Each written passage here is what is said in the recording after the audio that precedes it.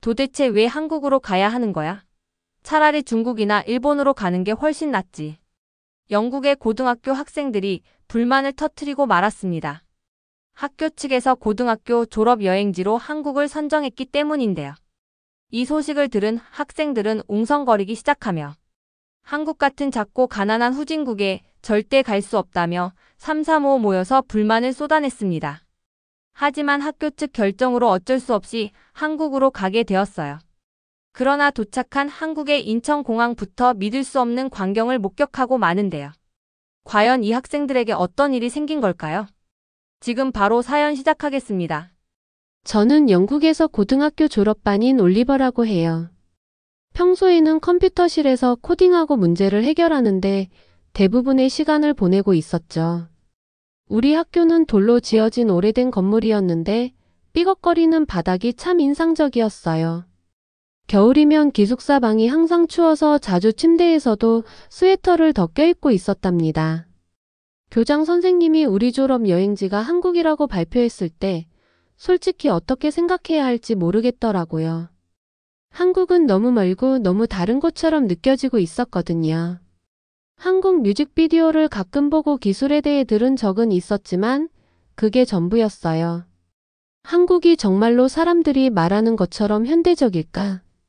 아니면 실망스러울까? 이런 생각이 머릿속을 맴돌고 있었습니다. 우리와 함께 공부하는 중국 학생 샤오링은 그 소식을 들었을 때 눈을 굴리고 있었죠. 한국? 거기 특별한 게 없어. 그녀가 점심시간에 말했어요. 중국 기술이 훨씬 더 좋아. 중국 음식도 더 맛있고. 한국에 있는 모든 좋은 것들은 어차피 중국에서 온 거잖아. 샤오링은 항상 다른 나라들에 비해 중국이 얼마나 대단한지 얘기하곤 했거든요.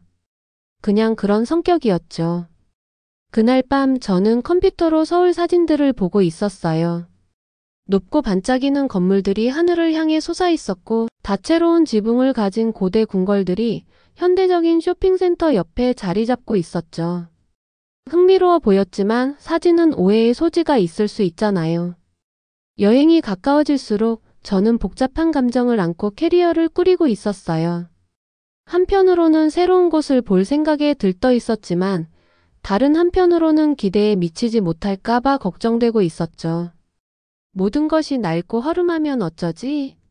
아무도 영어를 못하면 어쩌지? 음식이 입에 안 맞으면 어쩌지? 머릿속에서는 한국이 어떤 모습일지 계속 상상하고 있었거든요.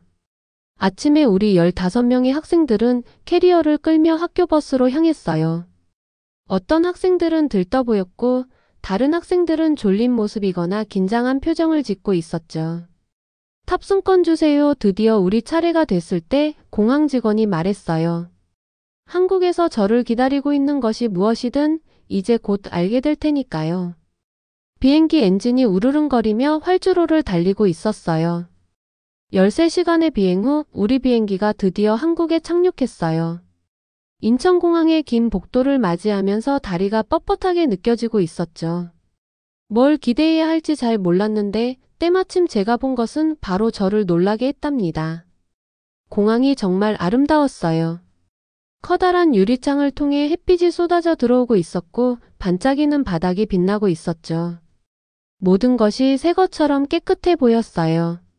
무빙워크가 지친 여행객들을 사방으로 실어 나르고 있었고 이건 제가 상상했던 한국의 모습과 전혀 달랐답니다. 샤오링도 주변을 둘러보고 있는 걸 봤어요. 그녀의 눈이 커져 있었지만 금방 인상을 찌푸렸죠. 베이징 공항이 더 커. 그녀가 속삭였지만 감탄하고 있다는 게 느껴졌어요. 친절한 미소를 짓고 있는 젊은 한국 남자가 출구에서 우리를 기다리고 있었어요. 그는 우리 학교 이름이 적힌 팻말을 들고 있었죠. 이 사람이 바로 민준이었는데 우리 여행의 가이드였어요. 그의 영어는 완벽했고 우리 모두가 이해할 수 있도록 또박또박 말하고 있었습니다. 한국에 오신 것을 환영합니다. 민준이 살짝 고개를 숙이며 말했어요. 여러분 모두 여기서 즐거운 시간을 보내시길 바랍니다. 우리는 그를 따라 서울로 가는 세련된 기차로 향했어요.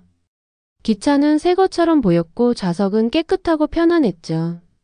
가장 인상적이었던 건 다른 승객들의 행동이었어요.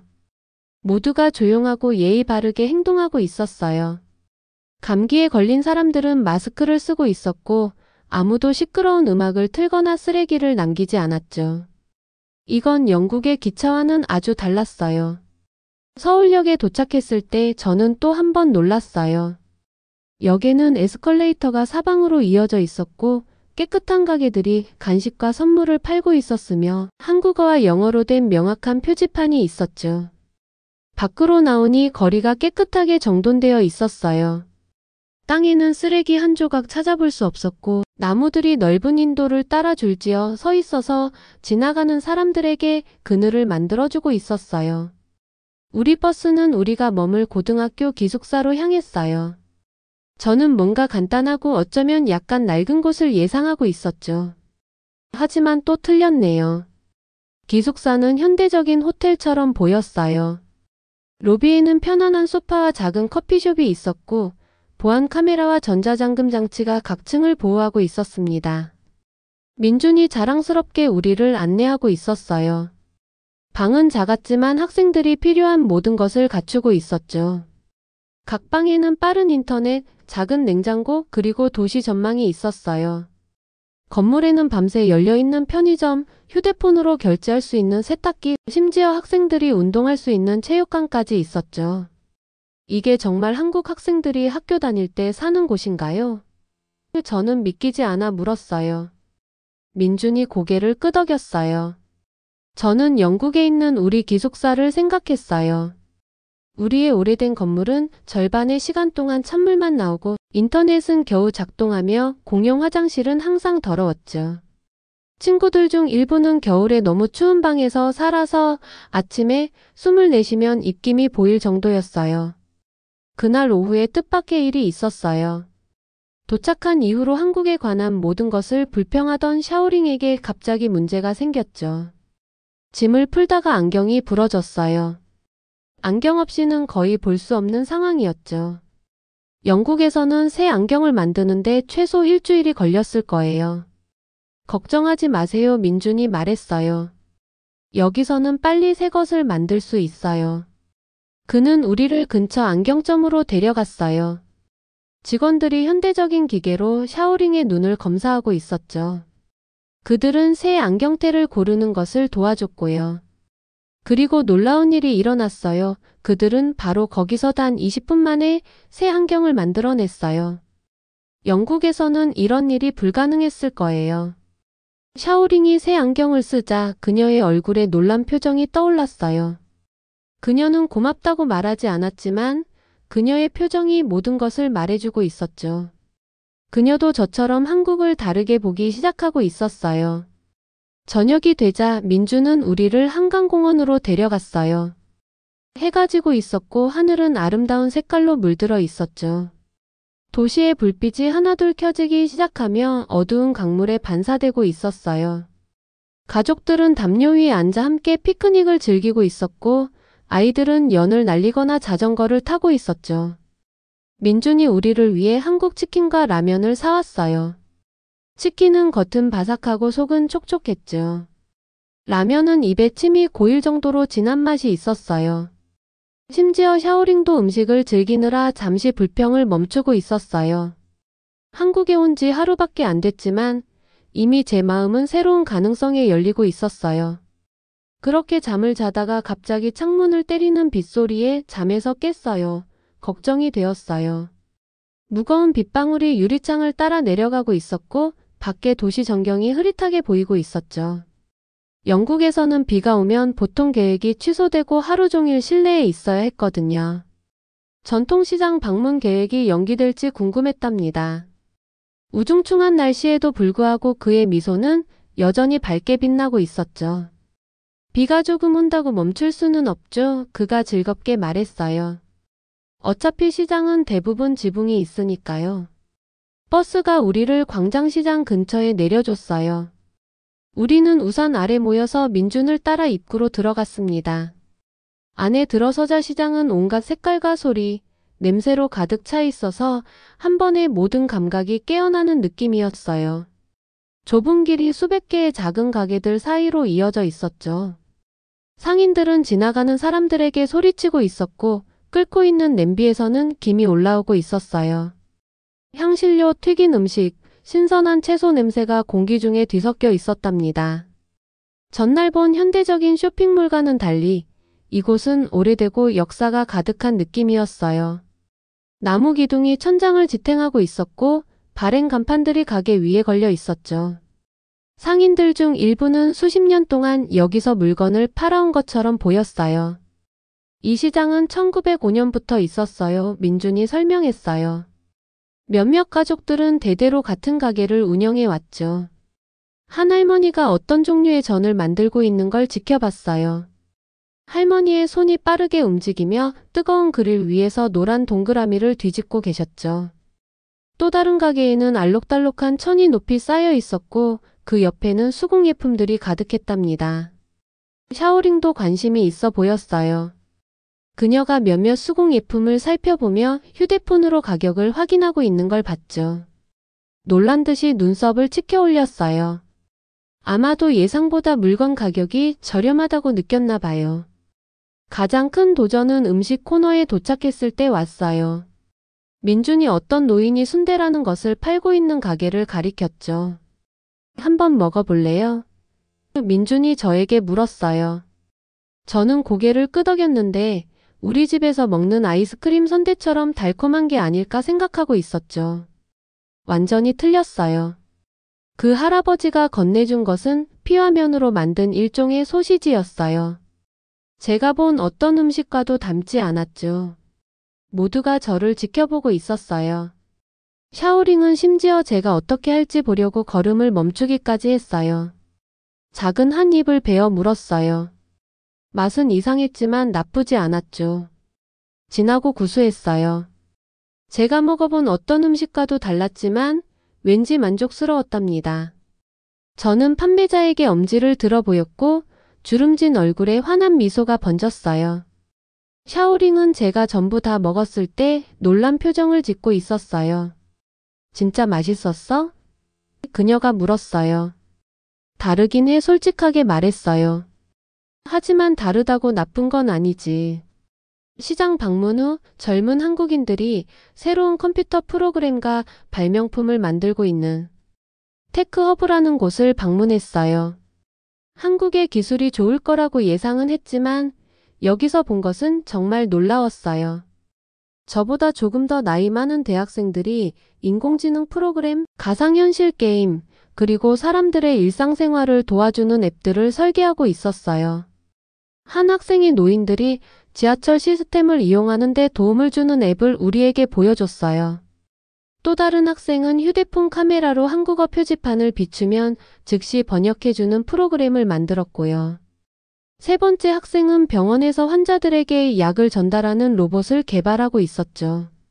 이 발명가들 대부분이 대학생들이에요. 민준이 설명했어요.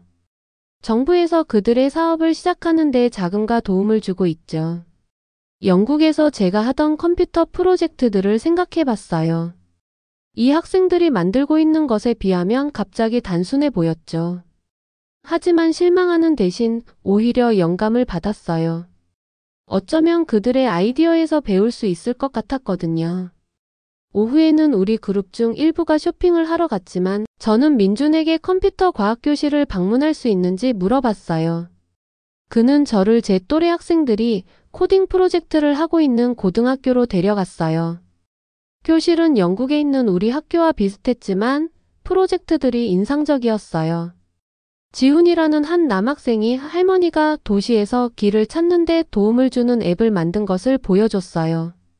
컴퓨터 언어는 세계 공통인 것 같았어요. 저는 제 휴대폰에 있는 코딩 프로젝트들을 보여줬고 그는 그것들을 개선할 수 있는 제안을 해줬어요.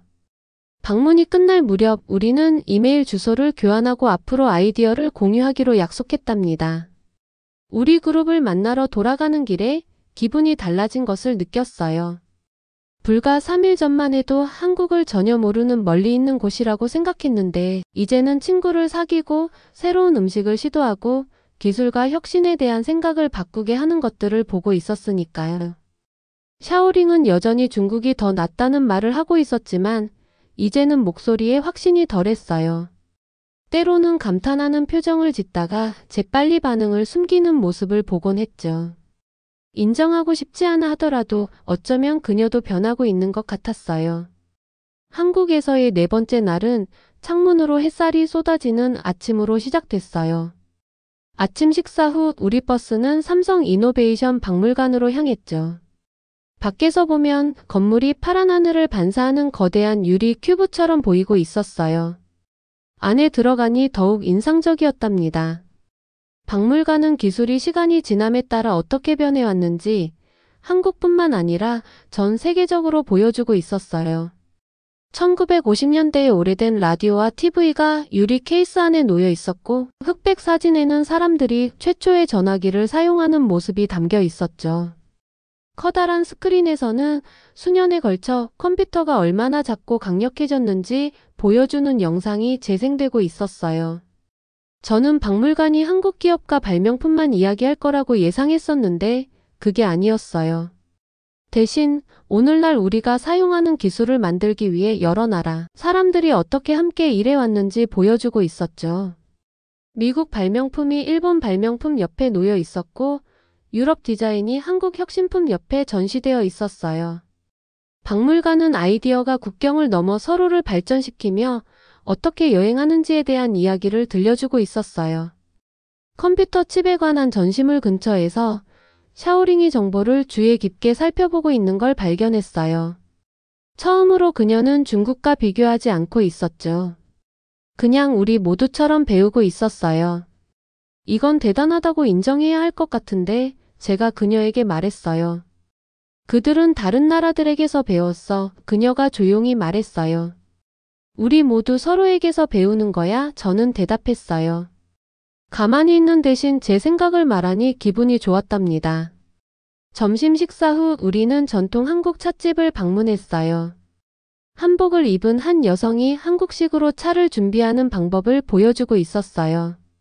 찻잎을 조심스럽게 측정하고 뜨거운 물로 컵을 데운 다음 그 물을 버렸어요. 그리고 특별한 방식으로 차를 따랐는데 주전자를 원을 그리며 움직이고 있었죠. 차를 맛보니 맛이 섬세하면서도 복잡했어요. 우리는 찻집의 평화로운 분위기를 즐기며 조용히 차를 마시고 있었어요. 코딩에서는 프로그램을 단순하면서도 강력하게 만들려고 노력해요. 나중에 민준에게 말했어요. 이다도 의식도 같은 느낌이에요. 단순한 행동이지만 깊은 목적이 있는 것 같아요. 민준이 미소 지으며 고개를 끄덕였어요. 많은 한국 전통은 균형을 찾는 것에 관한 거예요. 옛것과 새것, 단순함과 복잡함, 빠름과 느림 사이의 균형이요. 꼭 하나만 선택할 필요는 없어요. 저는 영국이 역사와 혁신에 대해 가지고 있는 관계에 대해 생각했어요. 때로는 오래된 전통을 현대 생활과 별개로 유지하는 경향이 있었죠. 마치 그것들이 함께 존재할 수 없는 것처럼요. 어쩌면 한국의 접근 방식에서 배울 점이 있을 것 같았어요. 그날 저녁 하루 종일 관광한 후 버스로 돌아가는 길에 샤오링이 그룹에서 뒤처져 있는 것을 발견했어요. 한국도 나쁘진 않네. 별거 아닌 말 같지만 샤오링에게서 나온 말로는 거의 칭찬에 가까웠어요. 한국은 하나의 모습만 고집하지 않고 있었어요. 여러 가지를 동시에 보여주는 방법을 찾고 있었죠. 전통적이면서도 현대적이고 빠른 속도로 움직이면서도 사려 깊고 혁신적이면서도 역사를 존중하고 있었어요. 여행이 끝나갈 무렵 저는 단순히 기념품과 사진만 가져가는 게 아니라는 것을 깨달았어요. 세상을 보는 새로운 방식을 가져가고 있었죠. 어떻게 다룰 수 있는지에 대한 새로운 질문들, 그리고 문화를 뛰어넘는 새로운 우정도요. 한국에서의 마지막 날이 왔을 때 제 마음은 복잡한 감정으로 가득 차 있었어요. 집에 가서 가족을 만날 생각에 설레기도 했지만 세상을 바라보는 제 시각을 바꿔준 이 놀라운 나라를 떠나야 한다는 생각에 슬펐죠. 5일 전 가방을 쌌을 때는 여행이 끝날 무렵 제 마음이 이렇게 달라질 거라고 상상도 못했답니다. 우리는 마지막 날을 경복궁에서 시작했어요. 밝은 색으로 칠해진 나무 건물과 끝이 위로 휘어진 지붕이 있는 고대 궁궐이었죠. 궁궐은 서울 한가운데 있었고 현대적인 고층 빌딩들로 둘러싸여 있었어요. 마치 현재에 있으면서도 시간을 거슬러 올라간 느낌이었답니다. 화려한 전통 의상을 입은 경비원들이 거대한 나무 문 앞에 서 있었어요. 그들의 의상은 선명한 빨강, 파랑, 노랑이 있어서 오래된 돌담과 대비되고 있었죠. 궁궐 건물들을 걸으면서 민준이 이 건물들이 어떻게 수백 년 전에 지어지고 전쟁 중에 파괴되었다가 한국 역사를 보존하기 위해 신중하게 다시 지어졌는지 설명해주고 있었어요. 저는 나무 건물에 못이 하나도 없다는 걸 발견했어요. 조각들이 세심한 설계를 통해 완벽하게 맞물려 있었죠. 영국에서는 오래된 건물을 새로운 개발과 분리해서 보존해요. 제가 민준에게 말했어요. 여기서는 나란히 공존하고 있는 것 같아요. 그 균형을 찾는 게 항상 쉬웠던 건 아니에요. 민준이 대답했어요. 한국이 빠르게 성장하는 동안 많은 역사적인 장소들이 사라졌어요. 이제는 앞으로 나아가면서도 과거를 보호하기 위해 더 노력하고 있어요. 궁궐의 가장 높은 지점에서 사방으로 펼쳐진 현대적인 서울을 볼 수 있었어요. 그 대비가 아름다웠죠. 전경에는 고대기와 지붕이, 멀리는 유리 고층 빌딩이 보이고 있었어요. 둘 다 똑같이 한국적이었답니다. 작별 만찬으로 우리는 요리사가 전통 한국 맛과 현대적인 요리 기법을 결합한 특별한 레스토랑으로 갔어요. 각 요리는 그 역사와 어떻게 현대화되었는지에 대한 이야기와 함께 제공되고 있었죠. 음식은 접시 위에 예술작품처럼 정렬되어 있어서 처음에는 먹기에 너무 아름다웠어요. 하지만 맛을 보니 맛은 외관보다 더 좋았답니다. 식사 중간에 뜻밖의 일이 일어났어요. 우리가 도착한 이후로 거의 모든 한국적인 것을 비판했던 샤오링이 젓가락을 내려놓고 놀라운 말을 했죠.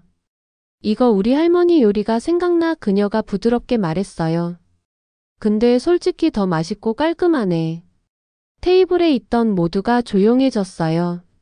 이것은 샤오링이 한국에 대해 완전히 긍정적인 말을 한 첫 번째 순간이었거든요. 우리 테이블을 방문하고 있던 요리사는 그녀의 말에 미소 지었어요. 한국 음식은 수세기 동안 중국 요리의 영향을 받아왔어요. 그가 존경스러운 고개 끄덕임과 함께 인정했어요. 중국 음식이 한국의 영향을 받은 것처럼요. 우리 문화는 항상 서로 아이디어를 공유해 왔습니다. 샤오링은 대답하지 않았지만 그녀의 얼굴은 생각에 잠겨 있는 것 같았어요. 그녀의 태도가 완전히 바뀐 것은 아니었지만 시작이었죠. 저녁 식사 후 우리는 민준과 만났던 한국 학생들과 연락처를 교환했어요. 코딩 프로젝트를 보여줬던 지훈이 제게 이메일 주소를 주며 영어로 번역된 한국 프로그래밍 책을 보내주겠다고 약속했어요.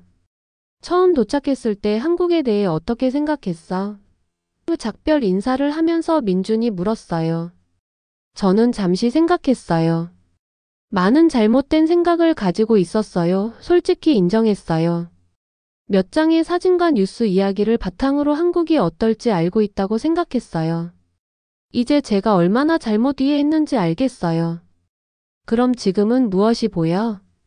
그가 물었어요. 전통과 혁신 모두를 소중히 여기는 곳이 보여요. 제가 대답했어요. 빠르게 움직이지만 중요한 것들을 위한 시간도 갖는 곳이요. 옛것과 새것이 서로 싸우는 대신 함께 존재하는 곳이요. 민준이 미소 지었어요. 그건 한국을 이해하기 위한 좋은 시작이네요. 집으로 돌아가는 비행기에서 저는 샤오링이 여행 사진을 스크롤하고 있는 걸 보고 있었어요. 제가 지켜보고 있다는 걸 알아차리자 그녀는 빠르게 휴대폰을 치웠어요. 한국이 너의 생각 중 어떤 것을 바꿨어?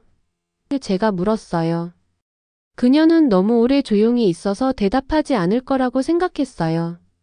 마침내 그녀가 말했어요. 몇 가지는 내가 예상했던 것과 달랐어. 샤오링에게는 이 말은 거의 자신이 틀렸다고 말하는 것과 같았어요. 작은 발걸음이었지만 중요한 변화였죠.